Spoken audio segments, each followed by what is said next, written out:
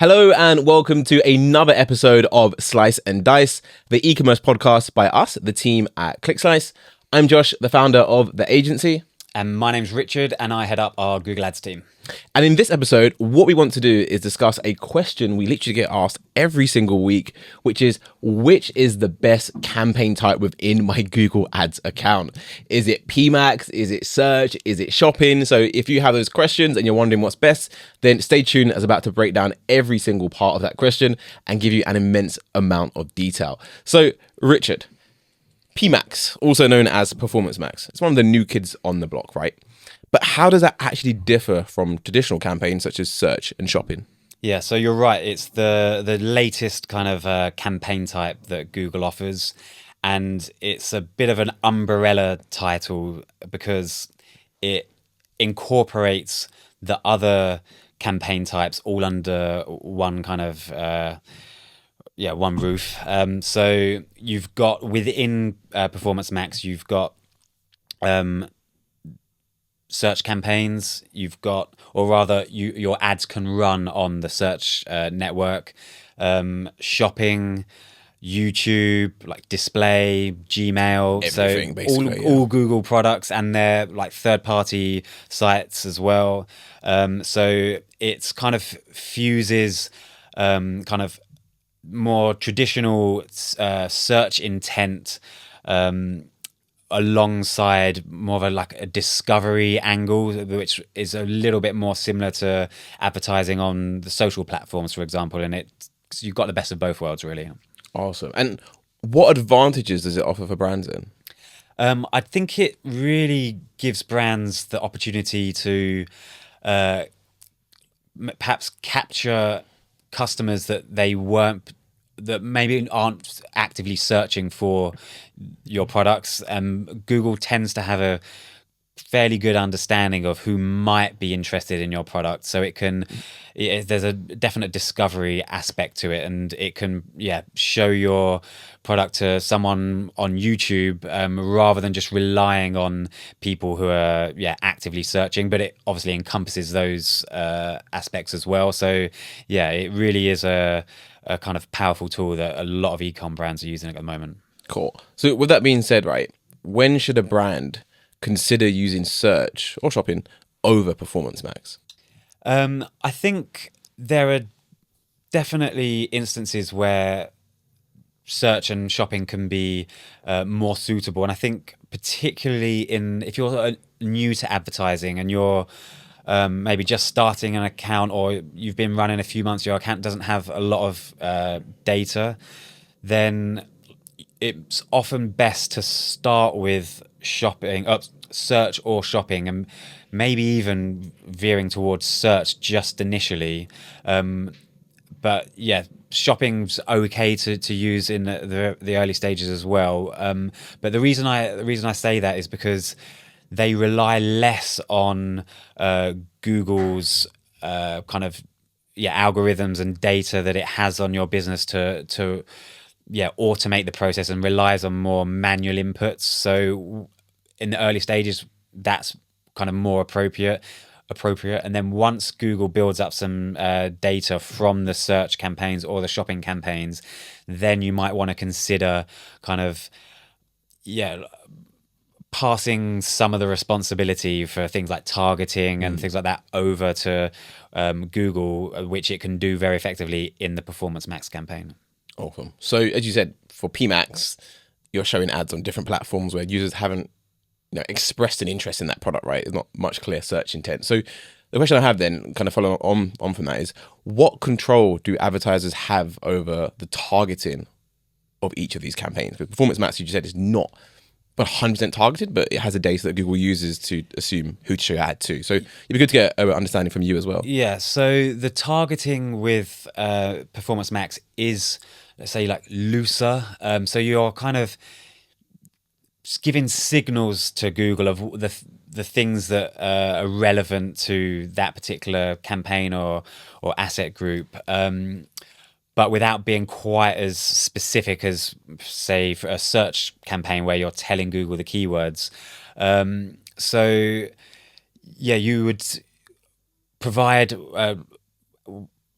different assets. So under a campaign, you've got asset groups, and in asset groups, you can tell Google the headlines that you think are most relevant to the products in that asset group, the what they call search terms rather than keywords. And you may remember in a previous episode, we mentioned how that's a subtle but meaningful difference. That is still at your disposal, and you still write headlines, a range of different headlines, and Google will choose the headline that it thinks is most relevant for that particular user that it's showing. So you still have input. So yeah, you have input for sure, but just not as much. Okay, cool. So what about budget then? Like, what consideration should brands, think about when distributing a budget across a different campaign type? Yeah, I think, as I often say, like, just be guided by the metrics. If you're running ads on or campaigns across those different campaign types, then I would just be guided by what's performing best. But that's not to say that if you discover that PMax is achieving a much better ROAS, that you should just cancel shopping and search and put everything into Performance Max. You should take a kind of a more balanced approach and perhaps redistribute some of your budget rather than all of it. Like I've said in the past, it's good to spread your advertising spend across as many different networks and campaign types as possible. So don't put all of your eggs in one basket. Okay. Or that's a general rule of thumb. There are exceptions, of course. Quite a lot of things in life, isn't it, as well? Always got to put that caveat in there. Disclaimer. Yeah. No, that was it. So a question I get asked a lot as well, sometimes even DMs on Instagram, on our ClickSlice Instagram account, is I'm running search campaigns and I'm also running Google shopping campaigns. I know about PMax, it's a new kid on the block. It's really, really great. But how can I integrate that with my two already existing campaign types? So because PMax, as you say, is a new kid on the block, Google recognize that some advertisers have put a lot of work into their campaigns, and perhaps a campaign has quite a lot of historical data, and maybe advertisers might be reluctant to adopt a new campaign type if they've spent so much time on previous campaigns. So they've made it as easy as possible for you to, they would say upgrade. Whether or not it's an upgrade is determined on a case-by-case basis. In many cases, it should be considered an upgrade, but there might be situations where it's not. So, I'm sure it's not an accident that they've called it an upgrade. But they've basically built a tool or like a seamless way for you to switch a smart shopping campaign to a Performance Max campaign. And the smart shopping campaigns were the most closely related previous products. So as we discussed already, different campaign types, Performance Max, shopping and search. So how do the ad creatives differ across each campaign type? Yeah, so there is some overlap between the different campaign types, but then there are some things that are unique to each. An example of how the creatives overlap would be, say, search campaigns, you have headlines, and in Performance Max campaigns, it will ask you to enter some headlines as one type of asset, but then there are lots of other types of assets within Performance Max, like images, but then images now also a part of search. Like search used to just be text only, very, very true. but they used to have what they would call extensions, but now they've rebranded that as assets, and images are in there. You've got you can have your company logo as an asset, so the lines are kind of more blurred between perhaps what might have been display advertising before PMax and search. They've kind of become a little bit more similar, and then with shopping ads, the main difference there is that you're like all of the shopping ads are image based, and they're clearly showing the product and the price very clearly. They're often really strong for conversion rates versus the other networks like search, or if you're like running ads on the display network, you might not achieve quite as strong as performance as shopping ads. Nice. Awesome. Thanks for clarifying. So my next question is, in what ways can ecom brands use search campaigns to complement their existing Google Shopping and PMax campaigns? Yeah, so I think that question probably applies to a lot of advertisers who have some history with search and shopping campaigns, and Performance Max has come on their radar and they're wondering whether they should kind of take the bait and give that a shot. And there are definitely learnings that you can take from shopping and search campaigns to sort of give yourself a head start perhaps with Performance Max.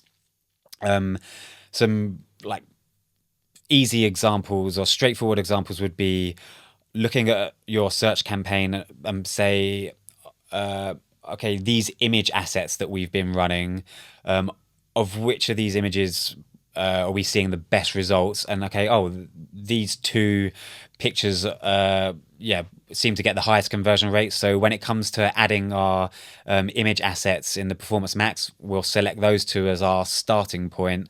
You could do exactly the same with headlines. If you see one of your headlines from the search campaign that's outperforming the others, then it seems to make logical sense to use that as your headline for Performance Max. Also, I think what would be really valuable is you've got lots of search term report data, and so for people watching who might not know, I know you know, Josh, but some of the viewers might not know what the search term report is. So that's basically a report that shows exactly what search term your ads showed against. And that's a really valuable report, much more valuable actually than looking at your keywords and the conversions against keywords. So if you can identify maybe some searches that are coming through that are really not relevant to your products, then that's a great way to identify some negative keywords to put into your Performance Max campaign. Or you would like to think that you might have already identified those negative keywords and set them at an account level, and then that account level negative keyword is just going to apply to your Performance Max campaign that you create. So you're already off to a better start than you would be if you were starting from scratch. Awesome. I like that. So final question I have for you is, lots of different campaign types, right? And there'll be some brands watching this thinking, I would like to, dip my toe in Performance Max, or maybe turn on Google Shopping. What advice would you give them in terms of optimizing or even approaching this process and transition to another campaign type? Yeah, I think regardless of what campaign type you're working with, the advice surrounding optimization is broadly the same, and it's just keep testing and experimenting. Never kind of sit on your laurels and think that you've found the perfect formula, because there could always be something that works better. I would constantly be trying different assets, different that if we're talking about PMax, or if we're talking about search, I would be trying different headlines and descriptions, and then Google Ads is, as I've said in the past, just one side of the equation. The amount of optimization you can do within the Google Ads dashboard or any third-party tools. The other half of the equation is the website itself. So always be testing your landing pages, and I think some advice on split testing, whether it's within Google Ads and your ads or assets, or whether it's on-page split testing. I think there's a tendency to split test to minor tweaks, and I understand that can be valuable, because if you keep everything the same on one variant and make just one tweak on the challenger variant, then it's what it was that caused 100%. The increase or the decrease. But the issue is you're more likely only to see a very marginal gain by changing the button color or blue something to green or something. What I think can often work better is to do a drastically different variant and split test completely different options, and you're much more likely to see a bigger jump, but also could be a bigger decrease.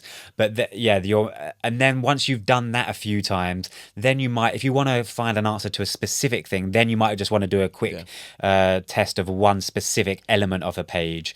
But yeah, I wouldn't make that your starting point. I think that's really, really good advice. And that's what we do at the agency, right? Because we used to do it the old way, change one thing. And the thing of changing the whole page, like you said, is your speed of execution is so much faster. Like if there was 5 things you want to change on a page, the button, the logo color, the image, and you do one by one, like you're going to take you months to get that data, depending on how much traffic you get to the page as well. So just change the whole page. Like just go all in or go all out. And I think we get good results because we just commit to that. And clients, they give us the space to do that, and which is great. The good ones.